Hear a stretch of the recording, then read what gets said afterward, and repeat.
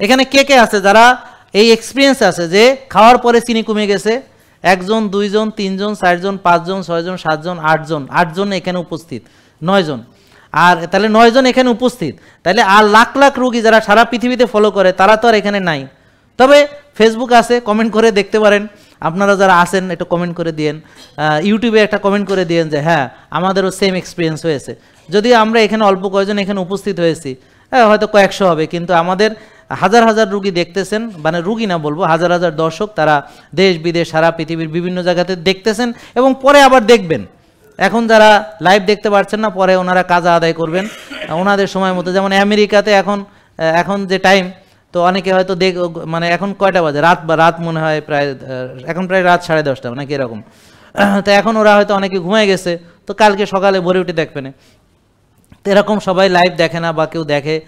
কানাডাতে এখন বোন কয়টা বাজে? এই যে কানাডা কয়টা বাজে? রাত 12:30। তার মানে কানাডার এরা এখন আর দেখবে না, আমরা চাই না এখন দেখুক, সে দেখবে পরের দিন সকালে উঠে।